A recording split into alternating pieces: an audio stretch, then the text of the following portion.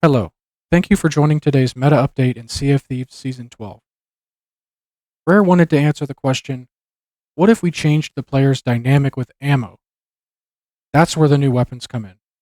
The throwing knife runs out of ammo quickly, but you can recover it when you miss.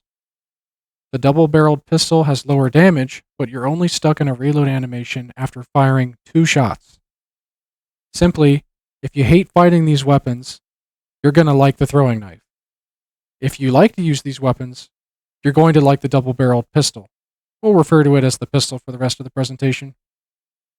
The pistol trades the flintlock's damage and some range for more ammo utility. It can shoot either 1 or 2 bullets at a time, each dealing 40 damage. The reload time is longer than the regular flintlock, so you're going to have trouble defeating other players if you only use the pistol. You have to remember that this is a good secondary weapon. If you want a good primary, use the regular flintlock. The pistol will be good for players who primarily use their cutlass in PvP. You can get your 3-slice combo, quick swap for a kill, and still have a bullet in the chamber for the next 3-slice combo. You can also pair it with the blunderbuss. If you don't quite kill with a blunder shot, the pistol's there. If you use it to soften up an approaching target, you can shoot your blunder from mid-range to secure the kill. I think the best loadout for the pistol will be to pair with the blunderbuss as a boarding loadout. You can defeat 2 players and only reload the blunderbuss once. Altogether, I think the double-barreled pistol is a fun weapon that only works if you really know when to use it. So it'll be a hard sell for many players. On to the throwing knife. A stab does 18 damage, a heavy stab does 70 damage, and a thrown knife does 65 damage.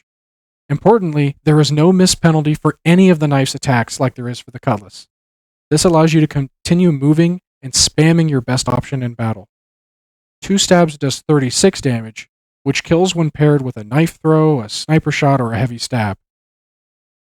If you want to avoid getting killed by this weapon, hide behind cover like a mast or barrel.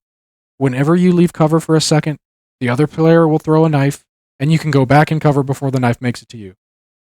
But you have to remember, the worst position you can be when using the knife is facing a group of players approaching you at the same time. When you aim, you get slowed down, so you have to keep running and throwing when you can, and you can't really use melee. I think the best loadout for the throwing knife is to pair it with an Eye of Reach. The Eye of Reach will shoot them until they die or decide to approach. When they approach, you can spam knife throws. Additionally, if there's an opponent in your space, you can hit them with 2 stabs and then quick draw into the snipe for a kill.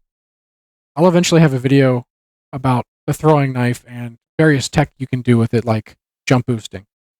Altogether, both new weapons do interesting things and are fun to use, so you should try them out. I don't think it's right to pass final judgment on them so early in their lifespan. I'm willing to fail at times if it means breaking out of the 4-weapon mold and having some more fun. Here are my preliminary rankings for all the loadouts. I'll make a video after some time about how things have changed over the season.